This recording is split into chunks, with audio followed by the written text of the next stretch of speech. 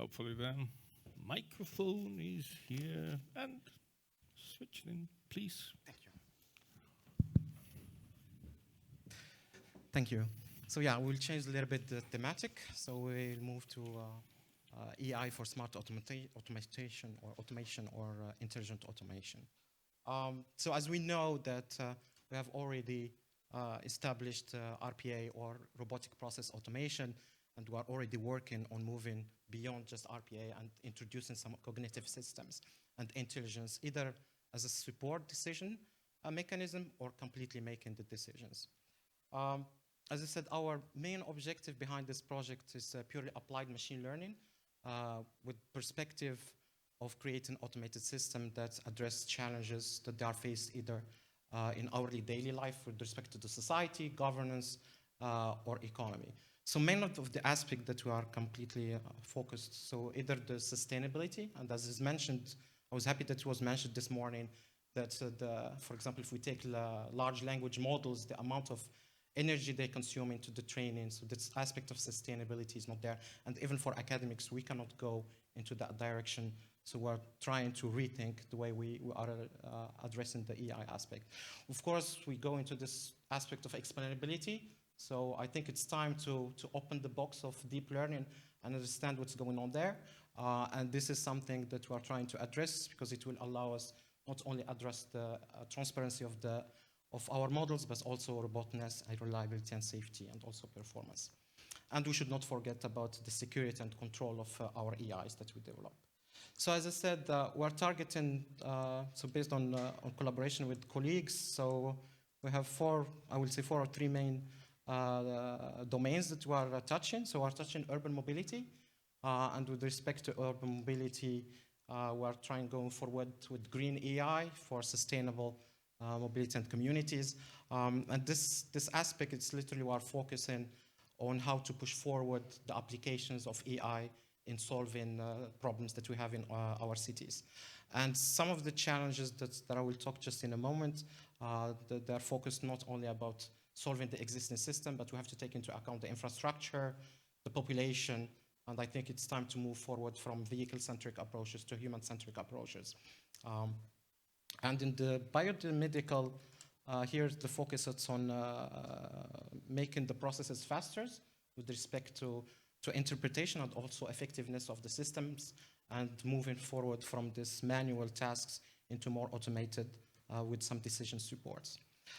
In the robotic aspects, so we're targeting a little bit the unpredictability, and this is something that we face even in the industry. I will give just an example. For example, in the last mile delivery, so we have a couple of robots companies that they are delivering, and some of their challenges is this unpredictable change of the environment in the cities and how the system can be addressing the situation or be robust against the situation. And also the autonomous system. Autonomous system, this is a little bit large, so it's still part of the robotic, but we are trying to see how we can trust the EIs in conducting some tasks, specifically with respect to resilience and transparency. So with respect to the impact, so I just try to summarize a little bit. So we have this scientific impact with respect to green EI, and also all the aspects behind trustworthiness and sustainability.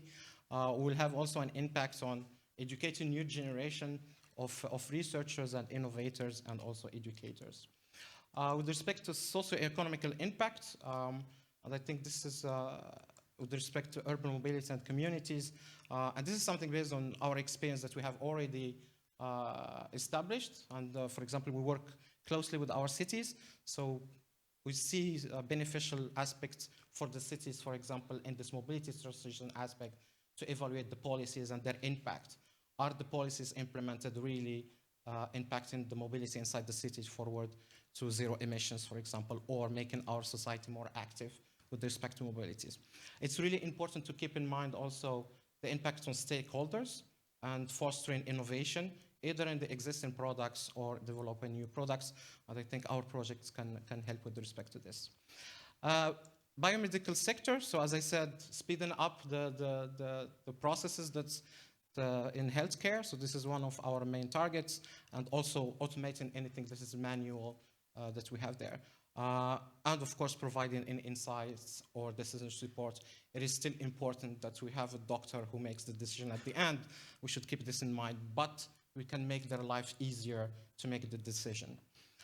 With respect to robotic and autonomous systems, so as I said, there is this aspect of boosting manufacturing, because the application can be also used in manufacturing, especially, for example, checking quality of products that they are manufactured, or if defective products.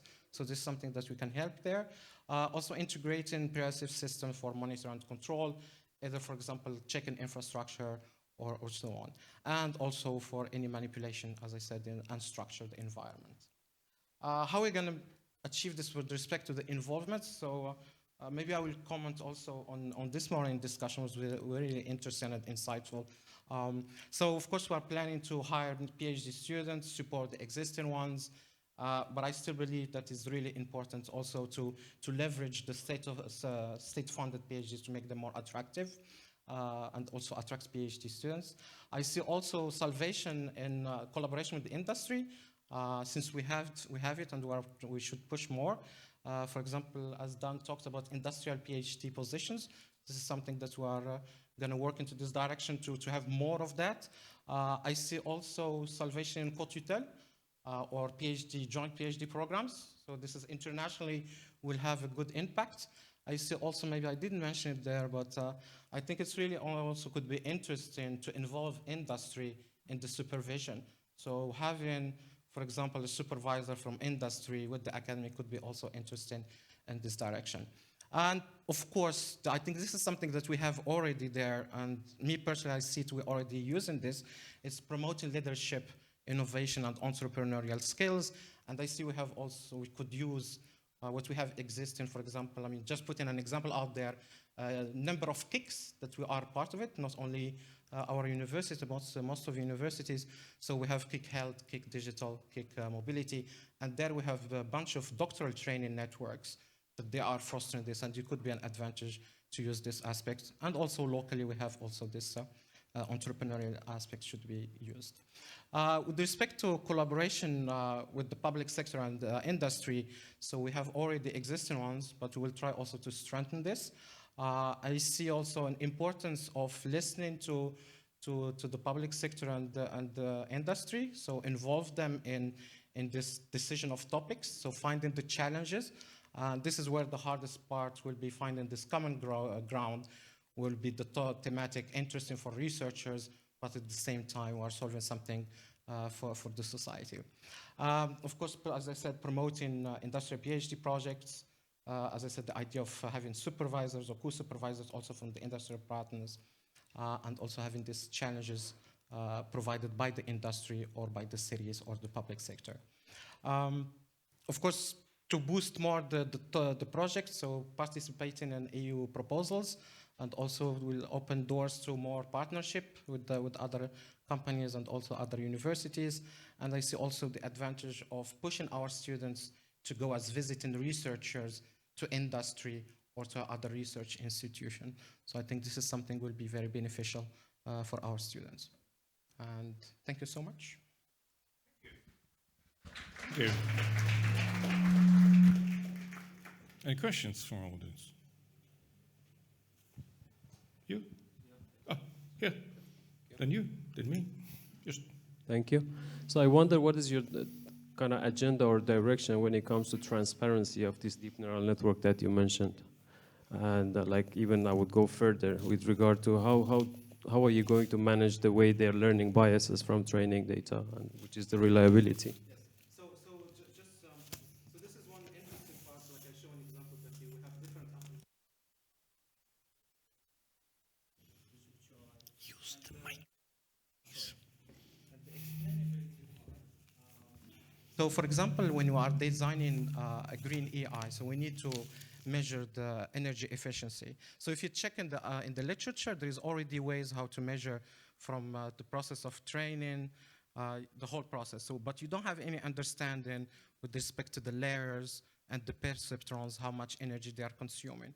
So this is something we are lacking. So there is some of the techniques based on graph neural network, so you can track a little bit what's happening with respect to the learning, and you can evaluate. For example, our latest work in this direction exactly answers what you're saying, just published last year. So we managed, for example, to understand how the learning in multi-object detection and tracking is happening, and we managed to find redundancies. So literally we find those perceptrons that they are idling and actually they are not learning, or they get activated later, but they're not adding anything to the learning process.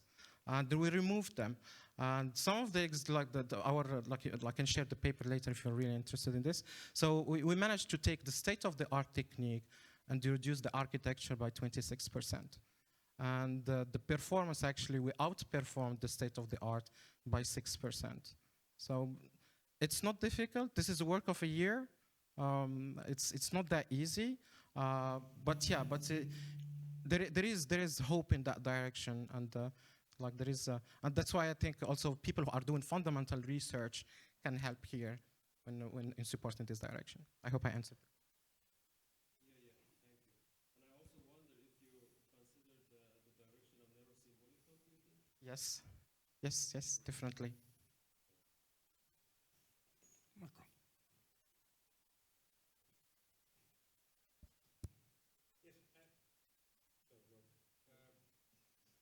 No, I have maybe a stupid question about the biomedical applications. So basically, you're talking about the automated image analysis. Yes. And to my knowledge, the medical applications are strictly regulated. So the doctors need basically a ready-made package. So who's the target in this kind of research that you have? Is it like the companies who make? So it's not my own research. Basically, I'm more in transportation, but this is my colleague and the small pharmaceutical companies, which is already working. So it's a ongoing project? Yes, Okay. it's ongoing, and we are building on the top of it. That's why I said we have already existing collaboration with industry, and we are building on the top of that to strengthen it even more. And that's why I said, based on our experience, even for example, when we are solving city problems, involving the stakeholders and the companies during that moment of designing the solution, or even identifying the problems, it's important.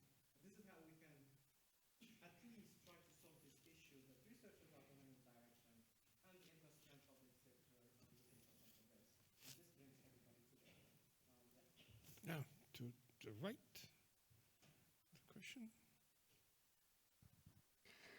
Thank you for your presentation. Actually, we could discuss until tomorrow morning. It's such an interesting topic, but I was curious when you mentioned green EI. Could you please dig a little bit more about it? Because, you know, like there is different phases for EI to implement and to develop. So how did you thought about it? How, like, explain me a little bit more about this, if possible. So the idea, it's not mine, about like the whole concept of green EI. It's something that's already existed since like 5-6 years. So there is a bunch of publications out there. What interested me, this is something where the gap is. So people are trying to understand how the learning process happens, how the layers and the perceptrons they learn. And also they are trying to understand also the energy consumption. But there is no one who is thinking about, can we go inside that layer and spot, if I take specific perceptron, I want to know how much energy is consuming at iteration 1. And then in iteration 2, maybe it got deactivated and were idles, but it still consumes a little bit. So this is the whole idea, was like, if we are going to be capable of literally pointing to each neuron who is learning something and who is not learning anything. And even the word I'm using, learning or not learning, it's really hard to define it. But maybe watching at how much energy we are consuming can give you an insight a little bit to understand, actually this perceptron is just idling and there is nothing happening in there. But the whole concept started like this. Yeah. Okay. Thank you. Thank you.